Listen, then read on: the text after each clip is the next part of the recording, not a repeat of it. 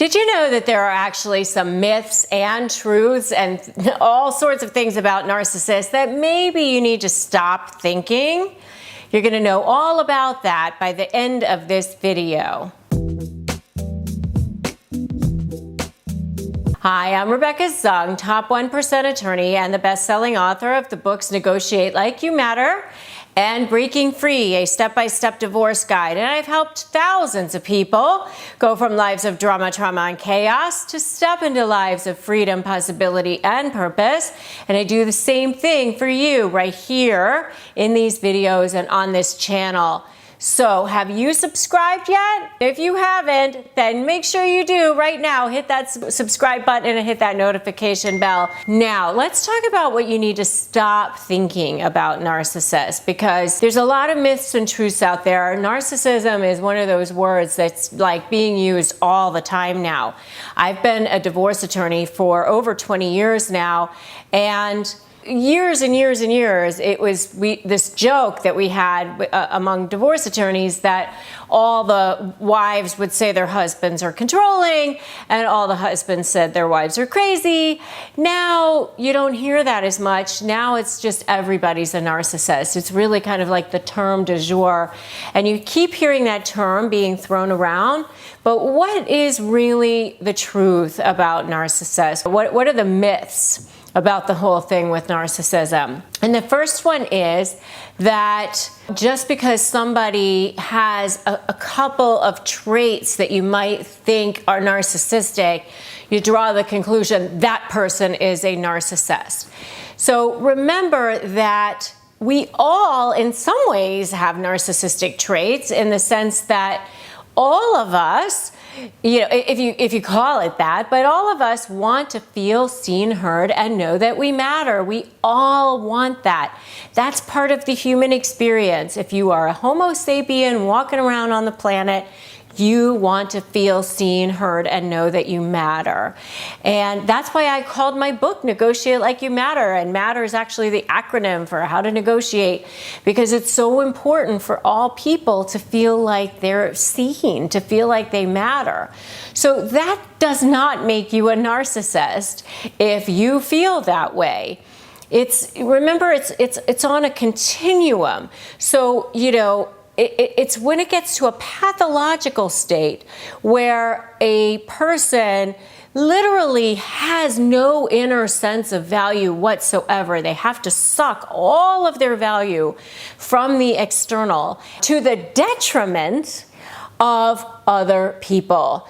You know, they'll step on people, they don't care who they're stepping on, they will suck supply out of them, move on to the next source. They use people, they don't actually care about people, they don't have any empathy, they can pretend that they do, but in the end, they really don't. And they say that it's 6% of the world's population has actually narcissistic personality disorder.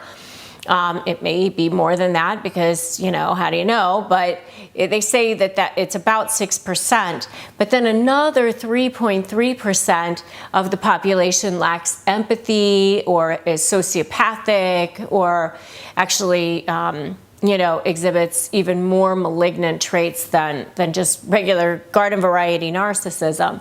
And, you know, and that's where, you know, the people really just, they can't even be rehabilitated into learning how to love or learning how to care about another person. So, you know, one of the biggest myths is, like, as soon as somebody says something that appears to be narcissistic or whatever, you draw a conclusion, then you're obviously a narcissist.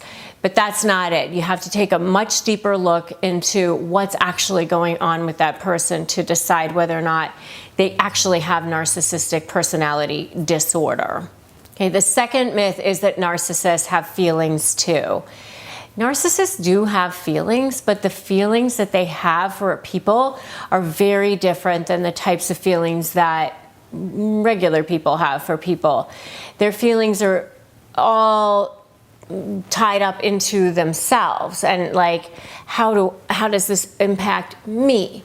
What am I getting out of this situation? They're sort of arrested development, like toddlers or 3-year-olds, you know, who they might have an attachment to you, but they can't really go beyond that, and their attachment is more wrapped up in what they need from you, or what they want from you, or what they're getting from you.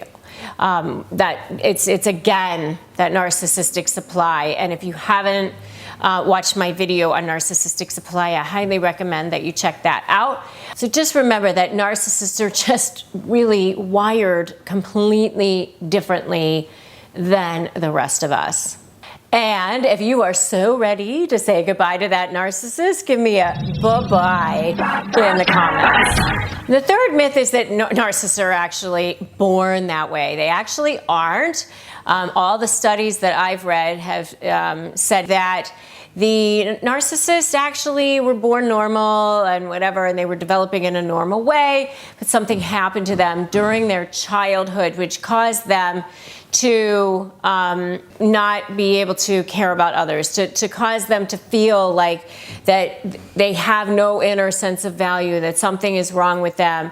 And so the only way that they can get anything in life is by manipulating people, lying to people, and doing all the things that they do in order to get that narcissistic supply and try to get that feeling of external value in them. So they weren't born that way. They became that way sometime in their childhood. Okay, the next myth is that narcissists believe that they're better than everyone. They act like they believe that they're better than everyone, but they're actually just kind of like putting on this whole facade, this big suit almost, to try to look good to the world and they want you to believe that they're better than them. But the reason why they treat people badly is because inside they actually feel worthless. Inside they actually feel like they have no sense of value, but it's all very, very subconscious, and you can't fix it. You can't love them back to health.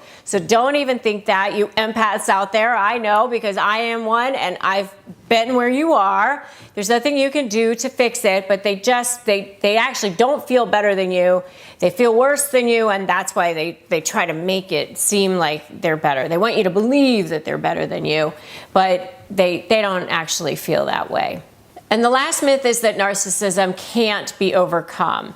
Well, I mean, that's kind of a myth and it's kind of a truth, to be honest with you, because when I spoke to Dr. Ramani about this, I actually point blank asked her if narcissism was something that could be rehabilitated. And what she said is that narcissists can change if they are willing to change, but narcissists don't generally work with psychologists to try to work on changing. They can't really learn how to feel for another person. They can't really be taught how to have empathy.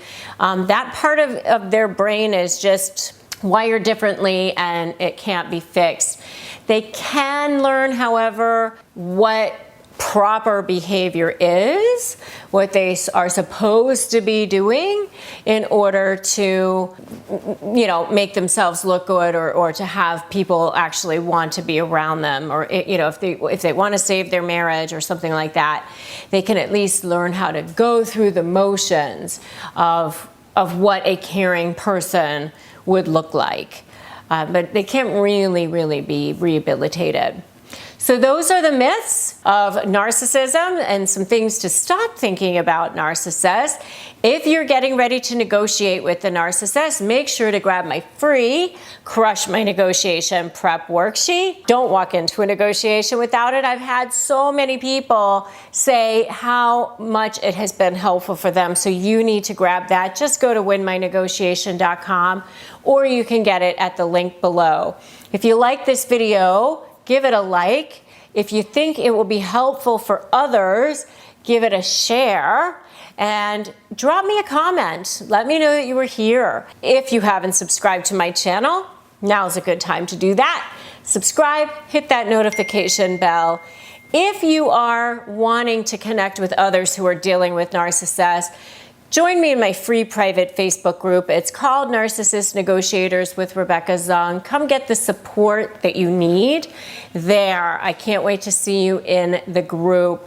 So thanks so much for stopping by my channel today. I'm so glad that you're here, and I will see you in the next video. Remember, today's a great day to start negotiating your best life.